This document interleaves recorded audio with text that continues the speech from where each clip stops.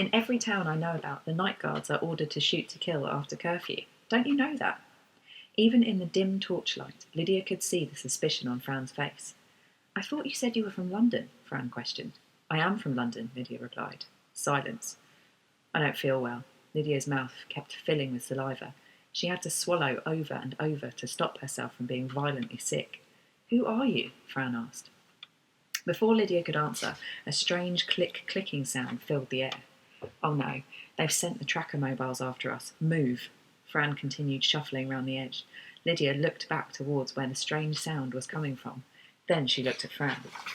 She wanted to ask what a tracker mobile was, but one look at Fran's frightened expression, and Lydia decided that maybe it was better if she didn't ask. Not yet, at any rate. Lydia edged after Fran, leaning as far back into the wall as she possibly could. They passed a number of tunnel entrances at foot and waist level, and still Fran continued making her way round the edge. Then all at once Fran disappeared. The light from her watch vanished, and Lydia was swallowed up by darkness. Fran! Fran! Lydia whispered desperately. Lydia peered through the darkness, her eyes huge, but she couldn't see a thing, and the clicking noise was getting louder and nearer. There was something in the regular rhythmic click-click that sent a chill like an icy finger stroking its way down Lydia's back. Lydia, in here! A hand shot out from nowhere, and Lydia was pulled backwards into a tunnel she hadn't even realised was there. Fran rolled a boulder that was balanced on casters and placed upon a track back across the entrance. She kicked against something on the ground. The casters and track sunk into the earth.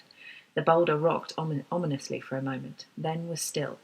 Only then did Fran switch off the light from her watch. Shh! Don't say a word, Fran whispered.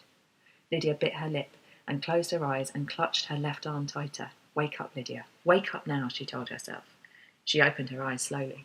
She was still in the tunnel. Fear bubbled and boiled inside her as the muffled clicking noise suddenly stopped on the other side of the boulder. Fran's unexpected hand on her arm almost made her cry out. Icy perspiration trickled down Lydia's forehead into her eyes. Fran withdrew her hand immediately. Then, without a word, Fran took hold of Lydia's right hand and led her slowly down the inky black tunnel.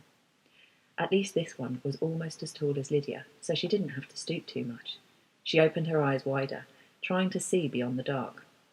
At last the queasy feeling in Lydia's stomach lessened. Neither of them spoke, but oddly enough the silence was almost comforting.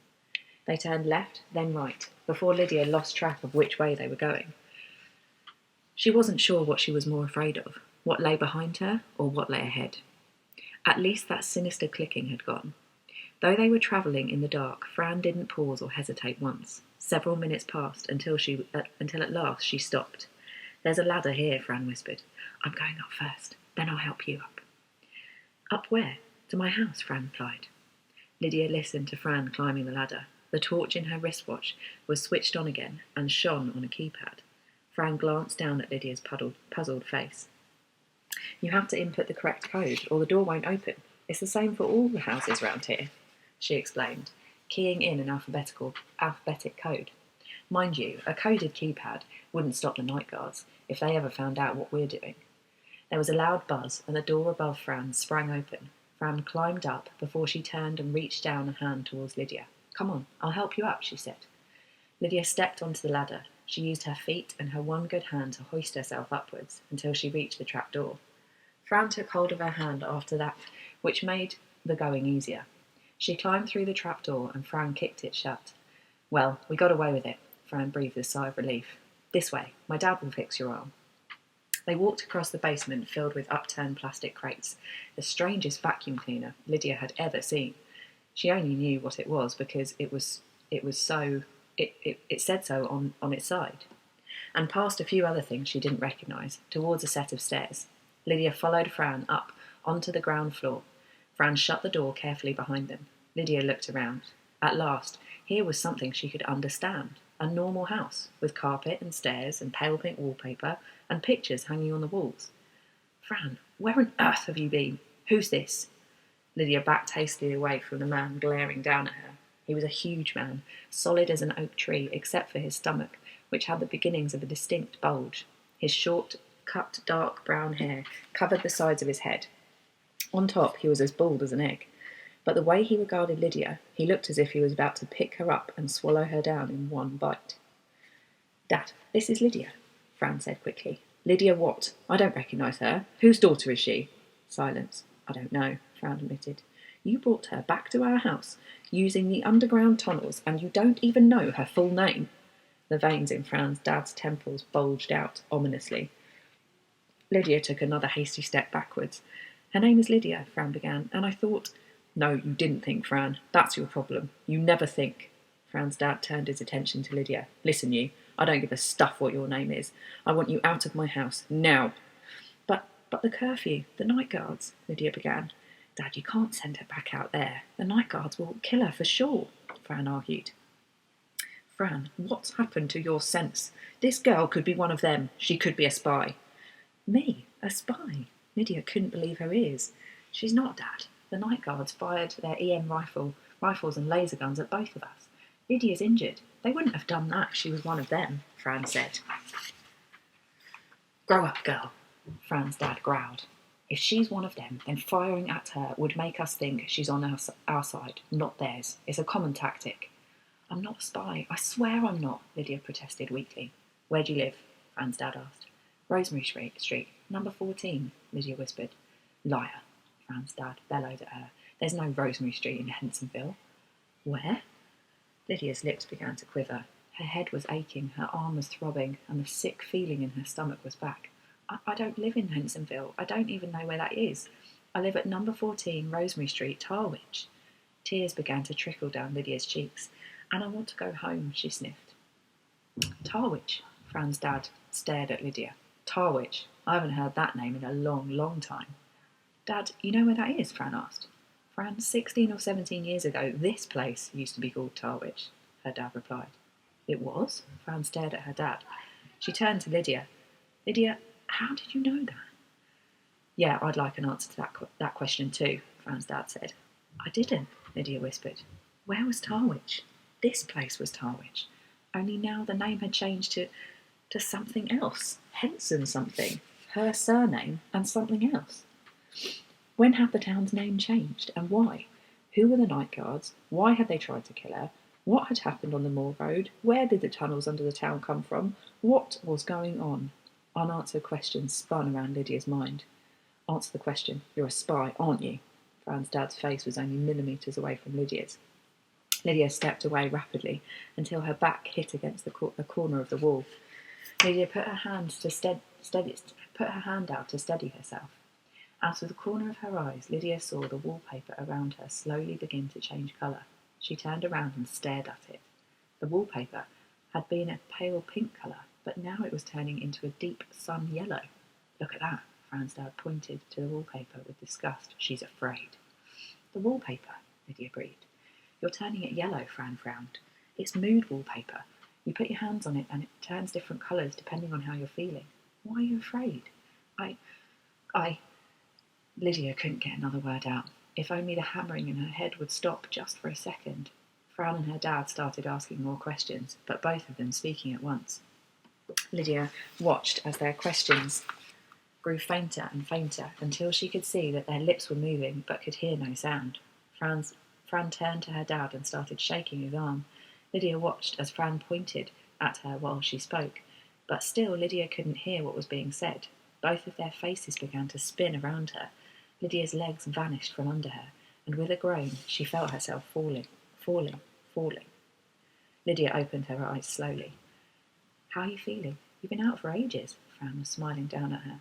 It took a few moments for Lydia to focus properly. Gave us quite a shock there. We didn't mean to scare you, Fran said. We didn't realise you were so badly hurt. You've lost a lot of blood. Lydia turned her head. She was in a bedroom, smaller than her own at home. The walls were painted white, with splotches of paint, all the colours of the rainbow, dotted here, there and everywhere. A huge screen, like an enormous TV screen, entirely filled one wall, but it was switched off. Apart from the screen and the bed, there was not a lot else in the room. It was touch and go there for a while, Fran carried on. Those EM rifles are deadly. You're lucky the bullet just sliced across your arm. Otherwise, it could have taken your whole arm off. Dad says you're lucky it wasn't more serious. What's an EM rifle? Lydia frowned. An electromagnetic rifle? Lydia was still none the wiser. She looked around again. Is this your room? Fran nodded, and then she smiled. Lydia stared at her. You really look like someone else I know, Lydia couldn't help saying. Then I feel sorry for the other person. I hate the way I look, Fran said with disgust. Lydia and Fran exchanged a small smile. I'm sorry about what happened, Fran said slowly. But Dad was right. I should have been more cautious. We have to be very careful about who we trust these days. Lydia didn't reply. What could she say? How's your arm? Fran asked. Not too bad. Doesn't hurt as much now. Dad had to staple it. You had to do what? Lydia stared. Calm down. Dad used to be a nurse. Your arm was badly cut, so he had to staple it, Fran replied. Staple it? With metal staples? Of course not. He used medical staples. Lydia looked unconvinced. They're made of special plastic, Fran explained. As your arm heals, the staples will dissolve. I'm sorry, but Dad didn't have a chance to close the wound in time. He says you're going to have a permanent scar there. Lydia sat up and gingerly felt her left arm. At least your dad has stopped it hurting, she shrugged. That was all she cared about at the moment. Does he still think I'm a spy? You were so badly hurt that he's not sure what to think anymore, Fran admitted. Lydia still didn't understand what was going on. Is he always that suspicious of every person he doesn't know? She asked. He has to be. We all do. It wouldn't be the first time that the night guards have tried to plant spies amongst us, Fran said. Why? Lydia asked. Fran's eyes narrowed. Her expression turned ice cold. Because we hate the tyrant. We fight back against him in any way we can, and one day we'll win. The tyrant? He owns this town. The night guards work for him. He hates us, Fran said bitterly. How can someone own a whole town? Lydia frowned. Slowly, Fran shook her head. You don't know anything, do you? All the towns in this country are owned by someone. After Scotland and then Northern Ireland became independent, more and more regions in England and Wales decided to go the same way. When the central government in London collapsed, each region was supposed to vote in their own governors. But everyone knows all you need is enough money, and then you can buy any town you want. And once you've bought a town or city, no one interferes. Some regions do okay. Some, like us in Hensonville, don't. But why would anyone want to buy a whole town? I mean, what would you do with it once you had it? Lydia asked. The tyrant makes our lives a misery. He hates us. Every day he comes on the view screen and tells us how much he despises us, and we're all forced to listen to him, said Fran. That's the view screen. Lydia pointed to the huge screen which covered one wall. Fran nodded. Why does this tyrant hate you all so much? Lydia asked. Fran shrugged. He just does. He arrived from London one day and took over this town.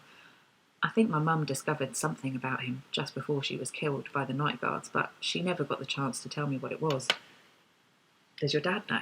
Fran shook her head, adding, At least that's what he says. I'm sorry about your mum. Lydia wasn't sure what to say. Fran shrugged and looked down at the floor. It was a long time ago. I can hardly remember her. I wouldn't have thought that made it any better, said Lydia. It doesn't, Fran admitted. This tyrant sounds like a nice, nasty piece of work. Lydia shook her head. He is. Lots of people have been taken to his mansion by the night guards. Not one of them has ever been seen again, said Fran. Lydia shivered. I don't know where I am or what's going on, but I wish I was at home. Dad's in a meeting with the others of the resistance. He's going to ask them about you. Maybe we can help you get home, Fran said. Dad reckons you came from another town, but you're suffering from shock caused by your arm injury. He reckons that's what has made you so confused. Lydia had heard that shock could do that to you, but she didn't think that was her problem. The first thing she had to do was sort out what on earth was going on. This resistance you were talking about, is that like in the Second World War when some people secretly fought against the Nazis? Asked Lydia. Fran shook her head. I don't think I should say any more about that. I've said too much already. Dad would bust a blood vessel if he knew. I won't tell him if you don't. After a moment's silence, Lydia and Fran giggled conspiratorially. Fran glanced down at her watch. Dad's meeting should be well underway by now. I'll see you later, she said. Where are you going? Asked Lydia. She didn't fancy being by herself. Fran's voice lowered. I'm going to listen in on Dad's meeting. Can I join you? Lydia asked. I don't think... Please, Fran, I need to find out what's going on. I don't know where I am or what I'm doing here, and nothing makes any sense. Deep frown lines creased the skin around Fran's mouth.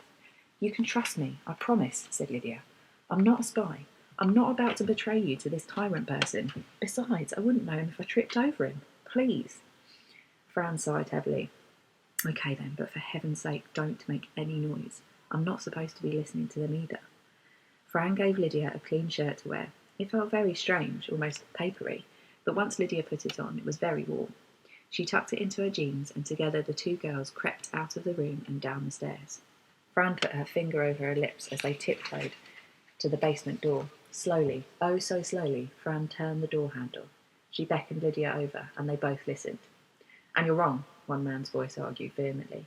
If we get rid of him, how do you know he won't be replaced by someone even worse? There is no one worse, a woman's voice said bitterly. Lydia strained closer. Getting rid of him sounds like a clear message that tyrants and dictators won't be tolerated in this town, said another man's voice. At least 5 different voices started arguing amongst themselves. Suddenly they all stopped, like a radio being switched off. Fran's hand was already on the door handle, ready to shut the door in a hurry, when a new woman's voice said quietly, The night guards killed my husband and my son. I have more reason to hate them and that murdering tyrant than any of you. But none of you are thinking logically. I say we should. Lydia drew away, horrified. She couldn't listen to any more. What was going on in this strange place? Where was she? She pulled Fran away from the door. Fran, she whispered, why doesn't your dad and all the other grown-ups just call the police or get the government to do something? Fran shook her head. Lydia, the night guards are the police and the tyrant is the government, at least as far as this town is concerned. Lydia stared at her. Something very bizarre had happened from the time when Lydia was knocked out on the moors, but she had no idea what. It was like waking up in the middle of Wonderland. No matter which way Lydia turned, nothing made sense. Fran beckoned Lydia back to the door. If only he had some family, said a second man's voice. Then we could kidnap his wife or children and have something to bargain with. I heard they did that with the ruler of Leeds, said a woman Lydia hadn't yet heard speak. He's too smart to have a family, and for exactly that reason, said the first man bitterly. Henson would never allow himself to do the things normal people do, like have a family. Lydia felt as if she'd just been kicked in the stomach. She froze. What's the matter? Fran asked, concerned.